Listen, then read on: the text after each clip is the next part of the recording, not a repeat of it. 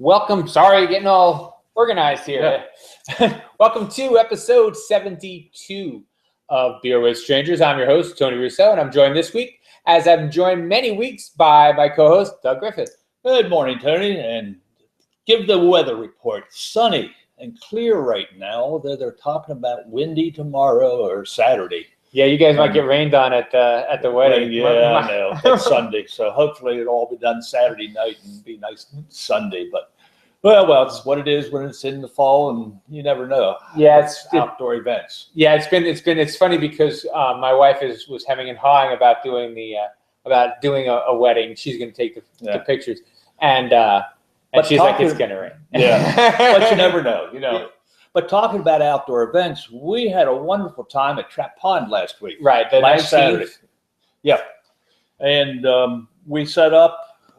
We had some beers we had. And then what was the official name of this event? Trap Pond Wine and Beer Festival. Oh, so easily at Trap Pond. Yeah, at Trap Pond. So, and we set up.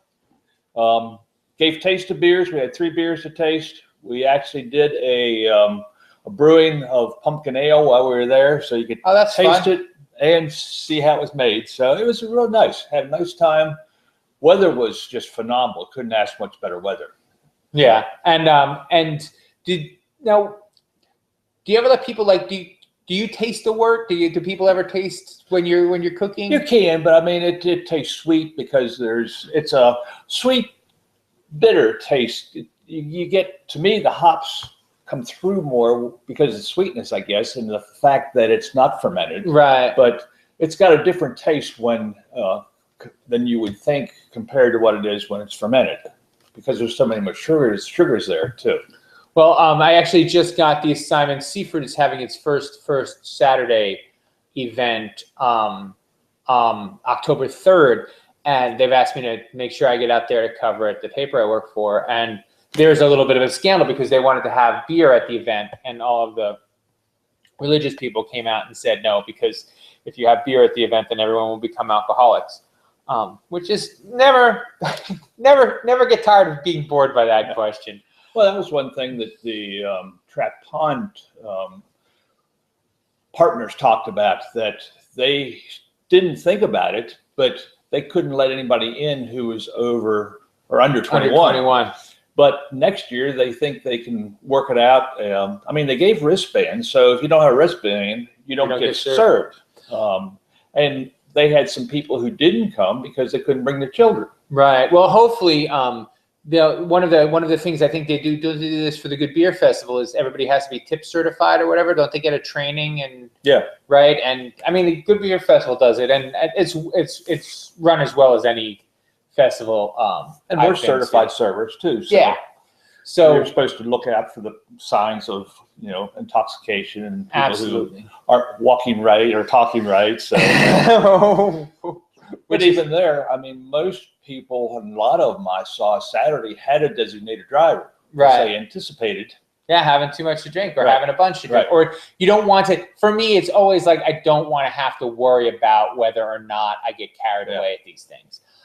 Which is interesting because I am going to I don't know what's going on for the for Oktoberfest for the Good Beer Festival, but it might be another one of those where I'm not where I'm on the wagon for the whole time.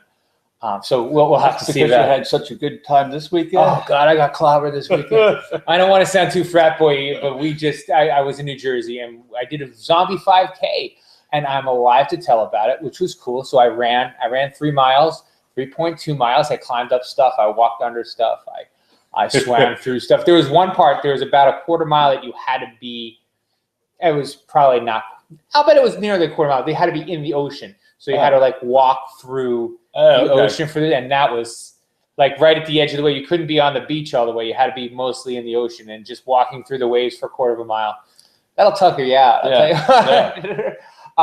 But yeah, so that was thing number one. And so you did that on Saturday, and I drank most of the day Saturday when I was done with the zombie run. With the zombie run. But then on Monday, you got together. So what calories you lost running? I burned you drank them back. Huh? Oh yeah. I burned them all. I it's hard to see on me because I'm a bigger fella, and I used to be a lot bigger fella, but I'm actually 15 pounds up this fall. So yeah, I gotta behave myself. I'm not, but that's another story. This is not beer with weight gaining people. I got a nice compliment actually from a radio friend of mine who said he enjoys the soda. So hello, Dana, how are you? Then on Monday, everybody got together to brew a beer for Oktoberfest, which is slated for October 24th. Yeah. And it's going to be a short one, 4 hours or 5 hours in Northside Park in Ocean City. But Doug was the guy who put together Doug and Sean each put together a recipe. And you want to talk about that? Yes, I talked to Jason Weisberger from Assawaman Bay Brewing Company, and he had sent out something to all the brewers who belong to the Shorecraft Brewing, which we're part of too, the website, to promote our wares. But he didn't get any feedback at all as far as he'd asked for input as far as recipes were concerned from all of the members. Right. He didn't get anything at all back, and he didn't want to make a beer. That was just his. Exactly. Yeah. So I said, so you're telling me nobody wants to make this recipe or recipes for this beer? And I said, okay, I can do that. Right. So I asked Sean to make one, and I made one. So between the two of us, we came up for 2 beers, and everybody was happy. They had Jason was there who brewed one of the beers, and Adam from Backshore Brewing brewed the other beer. So anyway, 2 beers. Autumn Harvest is what I made, which is a red ale that I included some beets in, because when we were at the third wave tasting, one of the comments was it was supposed to be a fall beer, but only 1 or 2 of the total 12 entries that we had something folly in it, or gorse or whatever. It's usually something out of the ground or something grown. Right. So I thought I'd include beets, and that went right along with the red ale. So it made a nice red color. So I'm kind of curious what the final product's going to be. So this isn't one you've done before. No, you've not tasted this. Neither of these beers are that's been brewed fun. before. That's very fun. I didn't realize that. Yeah. I mean, that's part of the challenge of brewing, try to come up with something you think is going to be good. And we showed it to all the brewers, which was just Jerry from Third Wave was there. And of course, Adam and Jason, who already talked about, they all looked at it and said, yeah, it looks like be a good beer. And it's one of those things. Yeah, we all agree it's going to be a good beer, but how good? How good? Yeah. It will be drinkable. There won't be anything bad about it. That's fantastic. Good beer, but it may be great beer. Yeah, that's why you do test batches. That's awesome. Well, but you'll be able to taste it actually at the October or Oktoberfest. Yeah. I don't know if that's really what it's called. It's just what I've decided to call it because I'm the one I've been doing a lot of writing about it. So when I got here, I saw that the recipe was out and that Sean is making one for here to be tasted. Are you going to do a beet one as well? I didn't tell you about the second. Okay. Sean made a breakfast. They call it a breakfast porter because it's got some oats and other grains in it, but it should be. It's a nice dark, not too dark. It's not a stout. It's porter. Right. So I asked him either make a brown ale or a porter, something for the fall, because usually you get into the darker beers in the fall, and that's what he came up with, breakfast porter. Right. And so if both of those come out well, will they be for sale here? Are you going to do an extract with the beet one? Can you do that, or is that too hard? We can make the ingredients minus the beets. Right. We obviously can't package unless you get a. But now, could I get a can of beets and throw it in? Would you? Yeah, you could. The recipe would say if you wanted beets in it, throw in this many beets. It was 2 pounds of beets, and I cooked them, skinned them, diced their, I guess, more julienne them. They're fine strips, and then cooked them some more. And I put the nice red colored water plus the beets in the mesh. Oh, wow. And so you grew these beets out of the ground? Oh, yeah. I mean, they're your beets. They're no. Oh, all right. These, not my beets, but they're someone harvested beets, yes. They're not, it wasn't a can of beets you did. They were very dirty when I started. But I cleaned them up good and scrubbed them well, boiled them, then added or skinned them, put them back in, and boiled them more to get that nice dark color out. I'm interested. I'm interested to try both of them, and also interested to see how they go over. Because if this one comes out well, you can add it to your. Well, that's what Sean's brewing today. Breakfast porters. He's doing an extract one, so you can throw that right in the on the list of beers that you guys make here. Now, when you go to these things, do you expect that there are going to be a bunch of people like who might get into home brewing from this? Like, I think it's never cool. know. I think it's cool that it's a home brew and you can say, look, we did this all from scratch, all by ourselves right here. What I was telling some people Saturday at the event. We try to make beers, and they're nothing that. It's one of the kits that we sell. Right. We just try to show people that here's a beer that you can compare to a commercial brewery. Right.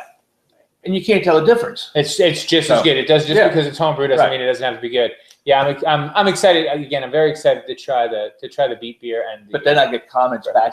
But you know what you're doing. I don't. But it's the same kit. Yes, we may have just a little bit more knowledge, but most of the knowledge is what we give people. Right.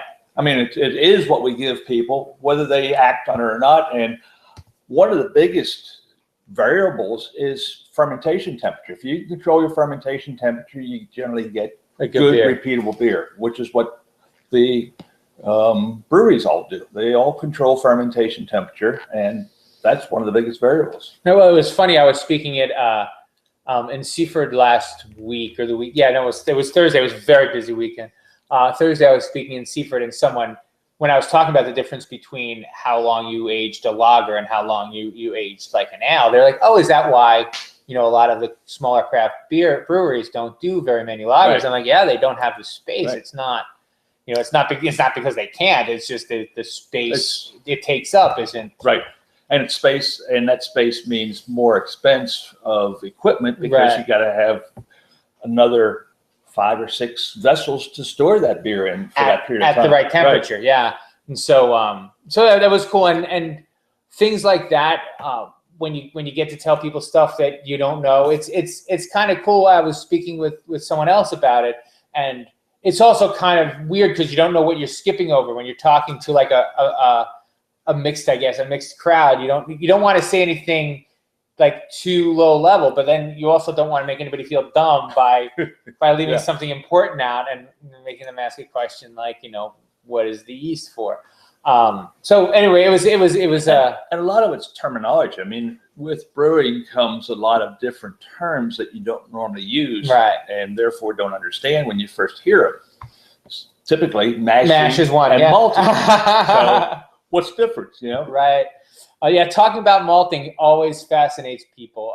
I've said it on here before, and we've talked about it before, but the difference between the way they were able to malt in colonial times and now is just, it's the convenience factor was bigger than in colonial America because there weren't bigger breweries, so there weren't people who were doing a lot of malting. Malt was harder to get your hands on until the 1800s. Generally, the breweries were the maltsters. They malted the grain and then used it for making beer.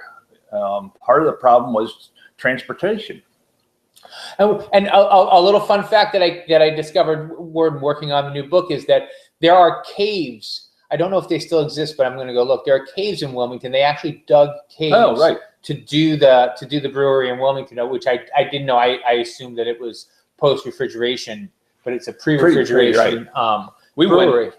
We went to Czech Republic, to Prague to see our niece 5 or 6 years ago, and it was an hour and a half by train from Pilsen. And I said, I'm this close. That's where lager started. I wanted to go. I got to go, to Pilsen, and Pils Bjorkwell is there, and they had until sometime in the 1920s is when they started with refrigeration. They had 9 miles of storage underground. That's but as soon as they got refrigeration, they just abandoned it. They abandoned it. They still do some batches just for the touring that they have samples that you can have from something that's fermented and stored underground. But they learned very quickly that you can control temperature summer or winter with refrigeration. I don't know if the caves are still there in Wilmington, but if they are, that would be a fun experimental beer to do, to throw one in a cask and leave it in a Wilmington cave and see what. The biggest thing that surprised me was they had a storage area, I'd say probably about half or 2/3 the size of this building, that they put ice in from the wintertime. And then that's what helped during the summer to keep the caves cool. But it was just down through fermentation. Once fermentation was done, then they moved that beer from the colders or cooler part to a place where they store it, where it wasn't as cool as what they want, but it was acceptable. It was steady. Protected the beer. 50, 55 degrees, where nowadays it's probably in the lower 40s or 30s. Right. But they couldn't achieve that because no refrigeration. No refrigeration. But they used the cold from the ice and just the trickle down from the ice, from the water from the ice melting to keep initial fermentation cool. Right, and like as you were saying, a kind of a constant temperature, because ice melts at 32 degrees or 33 degrees. But it was huge. They would stack this whole thing and then put, I think, sawdust over it as an insulator. To keep it from melting too fast. Control by opening or closing that, how much water came out. Yeah, that's great. That's fantastic. So anyway, so that was the beginning of Monday. One of the things that you got to talk a little bit to Jerry about was he's getting ready. Jerry is the assistant brewer at Third Wave, a local brewery. And he's getting ready to go to the good Beerfest, of Great American Beer Festival. In Denver. Mile High City. Right. And you've been before. I went with Sam Calagione from Dogfish, late 90s, almost 20 years ago. But it's just amazing, all the beers that are there to taste. They have the awards ceremonies to give awards to all the breweries that had awards, and then to wander around town to taste the beers. There's Widmer Brothers. There's so many breweries out there in Colorado. But, Colorado, and right in, and there's probably half a dozen, and probably more nowadays. But I remember a place called Falling Rock where they had 80 beers on tap. Oh, we were talking, but that was the one you were telling him to go see if he could find it. And it's still there. I talked to Jerry, and he said, he's been told to go there and try something there. So it's Jerry and John are out there right now. That's awesome. When you go to a thing like that, is there any way to pace yourself? What is there? You can try. You got to try to figure out what beers you want to taste and start with them. And then when you run out of space, you run out of space. I remember it's a huge. I mean, it's like convention center in Ocean City. Right. The big area where I think there's 3 or 4 rows. I mean, they were, 300 feet, 200 feet rows. Wow. That's great. And every 10 feet, you got a different brewery. I would never make it. So, I mean, and then was it 3 days, 4 days, a whole week? I think it's 3 days. I can't remember. No, I think it's only like 1 day or 2 days that you actually have a morning and evening session, I think, through 2 days. So a morning session, a nap, an evening session. Yeah, I think that's that's been a long time. Yeah, and I can imagine that the local breweries, they probably go, pull out all the stops. So you probably do some really interesting things. And it depends upon if you're going there. When I went with Sam from Dogfish, we actually poured beers. So you were working, because Dogfish had just started. Yeah, 5 they were years or second or third year of production, and as they've had problems getting awards because all their stuff's been out of the BJCP judging categories. And they still they do get awards, but there were few and far between because they don't meet the standards, specifications. Right, but they still go every year, and and also Jerry was saying that the bourbon barrel bottle that they made here at Third Wave was one of the ones they entered. I don't remember. Do you remember the other beers that they entered from No, Third Wave?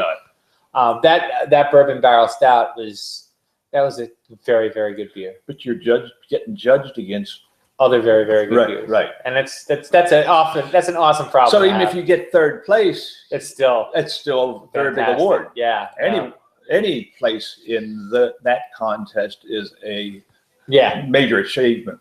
So I'm looking forward to having him come back, and maybe he'll come on and tell us some stories, or maybe John, maybe we can have them both on, and they can. But it's a place to get and try beers you may not get anyplace else. I mean, some of these I think they make just for that, so you may. Yeah, that'd be a one-off. Yeah. And now, as a brewer, do you get? Are there classes and things like that, or discussions? Yes, I think there were, but I don't really remember. Yeah, and they had a special Brewers Gathering where it was just the brewers. Oh, really? No public. So that was kind of nice. You get to actually meet people from other areas. Mm-hmm. But they weren't, so they had people set up.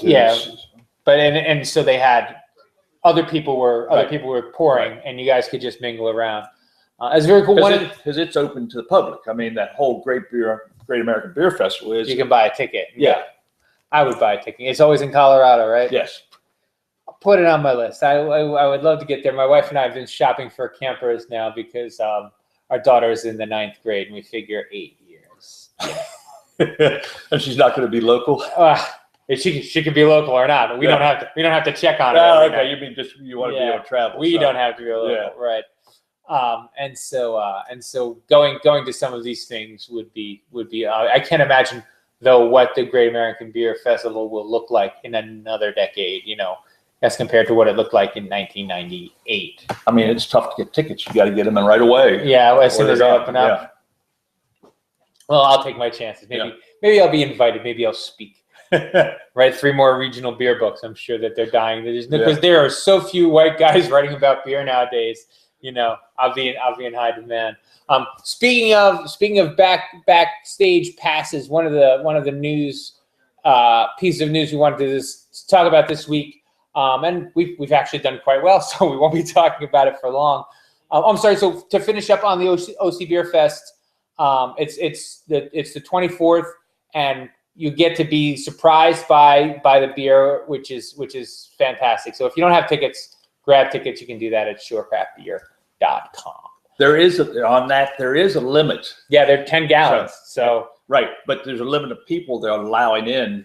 Right, because it's not a huge place. It's a small place, and if it's successful this year, they're anticipating something larger next year. So, and what please come. It would be cool about and it would be cool because eventually they would like to be in the convention center and a very because also I don't know East Coast Great American Beer Festival. East Coast Great American Beer Festival because they're trying to have just local breweries, but for instance, I don't think that we'll be joined by our friends at Dewey, the Dewey Beer Company. They're still new, and they I think it's all the ones that don't have enough beer. Shore Craft beer. Yeah. So. Is Dogfish coming? And yes. All right. I'm making that assumption, but it's sponsored by Shore Craft Beer, which is a conglomeration of local breweries. Yeah. Well, they were invited. I mean, but I think they had to say that they didn't have the beer, and I don't know about RAR. I'm supposed to check in with them. So, but anyway, make sure you come if you can. As Doug said, it's a limited engagement. Yeah, I think 2 sixtels what each brewery is supposed to be able to provide, hopefully. And then the other and our beers and Doug's beers, and you can also buy growlers, which is something that isn't available at most beer festivals. So if you taste something and you want a growler of it to take with you, you'll be able to go and get that, which is really kind of a unique thing for beer festivals. If there's enough beer. Well, this is extra. So like if they're bringing it. Okay. Yeah. So if let's say Third Wave wants to bring a keg, a full keg of beach beer or whatever, and pour that there, that would be perfectly fine. Because it's cool. Yeah. To sell it. I'm sorry. I got distracted when I switched. I was trying to switch topics. Because we were talking about this VIP thing that they do at the Great American Beer Festival, and in California, Sierra Nevada has kind of like a compound. Have you ever seen it? No, it's not. It's not even the California one. It's the North Carolina one. So it could be gone to. I could go to this. You could go to this. It's within driving distance. It is within driving distance, and they have something that's called beer camp. And you know how like you go to baseball camp and you play baseball with the baseball greats, or this one here says rock and roll camp, where I guess you jam with people from the 80s or whatever. This is brewing camp, where you go, you hang out, and you make a collaborative brew with all of these brewers, and you have a press pass, and you walk around and you go to the different. Sierra Nevada on its complex has multiple bars, and so you go in there, and it's a pass to drink, and you get a beer out of each of the bars during the tour, and all of the participating brewers do a little bit of a tour for what's going on. So they were saying here that sounds like a big good time. Yeah, it sounds like an absolute blast. And one of the other things that they're doing is each of the 12 participating brewers is putting out a collaborative 12 pack, where you'll have one beer from each of the 12 breweries that you can buy. So you can check that out on our website, on our Storify page. As always, we'll have that up not long after this goes live. And welcome back to our friends from iTunes. Sorry for the delay, but we're back now for sure, and with a vengeance. The other thing I wanted to mention from Monday was we had a friend from Flying Dog come by. Yes, and there was one of the brewers was down in the area and came by for the brewing event and actually brought a few beers for us. He brought a case. He brought a sampler case, which I just thought was the coolest thing ever. Like when you're the kind of guy who you travel with a case of mixed case, just in case you find people who might want to try Flying Dog beer in this example, and who never have. And actually, I had one of each. I tried 3 of them, and my wife drank the porter. She's like, "No, I'm drinking this."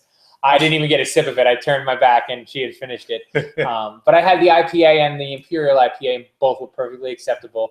And a mistake that I never fail to not make is they had a blood orange ale, but I drank that after the Imperial IPA. Oh, so you didn't taste it at all. It was wet. Yeah. I could taste it was a little sweet, but not. It didn't feel like it was uncomfortably sweet, but really, like my palate was just wrecked by the time I got to the beer, and it was my 3rd beer. So I try to take it easy. Wrong way. Yeah. I'm going the wrong way. So that will do us for this week. Do we have classes coming up? Have a brewing class on Saturday, extract brewing 2 to 4. So if you're interested, by all means, let us know. Because space sometimes is a problem. So yeah, I popped in here the other day. I was going to try to film it, and I was running late, and I didn't have all my gear. But when I got here, there were so many people here. I was like, you know what? I literally would have just been in the way. So we'll do what we can. Eventually, we're going to get one of these extract courses online for your viewing pleasure. New gear coming, I think, in the next couple of weeks. So the audio quality should improve. The video quality is going to be what it is for a little while longer, but we'll get there, kids. So please, continue to stay tuned. If you're interested in getting in touch with us, you can do so through the Extreme Brewing website, xtremebreewing.com. Click on the Everything Else tab, and then on the Beer with Strangers podcast, or might just say podcast, I forget. I don't go that way because I remember that it is beerwithstrangers.com, all spelled out, easy to find that way. The link's there. You got to click on it, and it takes you right to it. Absolutely. And also you can check out all of the increased number of photos from the brew day. I'll be putting them up on surecraftbeer.com, where I am blogging now. And they're very nice to me, and so I try to do a good job for them. But we got a bunch of great photos, and we're going to be putting them up with blogs over the next couple of weeks. So stay tuned for that. And good Beerfest coming up in 2 weeks. 2 weeks, yep. I'm going to have a nervous breakdown. I have to start my book. My book's only due in 2 months. So this time I'm like, well, if I had 2 months to do it last time, having 6 months will make it easier. No, it just made me wait until there were 2 months left. But hopefully I have some new information for the book. So Delaware beer hopefully will be worth reading. Speaking with Sam Calagione on the 28th. So next time I'm here, hopefully I'll have some fun stories from that conversation that I can relate, and more stuff from the book. I'm going to Mississippian River Brewing next Tuesday night, the 29th.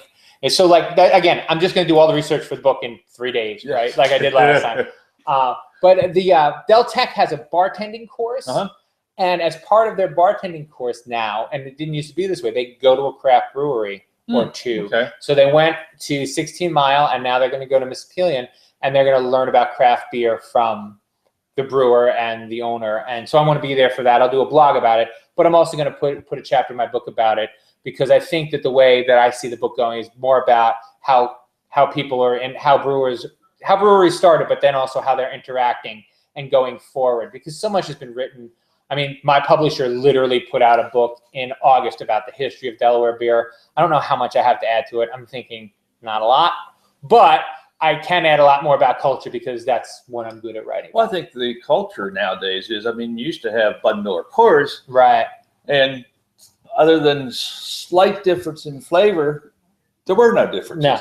But now with all the craft beers, you got to know a little bit more about them, whether they're hoppy or malty or they're lagers or ales. So it helps for a further explanation. And it's something that you can do. So especially for the servers, when you come into a bar and say, "I want a beer." Yeah. Well, what kind of beer? What do you like? Yeah. You know, if you wouldn't say, I mean, light, dark. If you said I wanted a wine, they would at least ask you, "Do you want white or red?" they would. And I think the servers are becoming more and more educated on the topic of beer. Right, and that's one of the things that I think they're trying to do with Chill Craft Beer, and I think it's cool that Del Tech also is trying to do that. So we're going to call it a week. Thank you so much for joining us, for listening, or for watching, or for both. Make sure you stay tuned. Come up and see the big yellow tent at the Good Beer Festival, and also at the Oktoberfest. And you can buy my book there. I will sign. I've signed a bunch, but I'll personalize them if you want them personalized. I'll be there at both events. And I'm also giving a talk at the October 24th event to the VIP. So I guess I'll be at the. It's amazing to me that I'm ever a selling point for anybody, but it's also a little humbling. So very, very exciting. But until then, we will see you guys next week. Thank you all.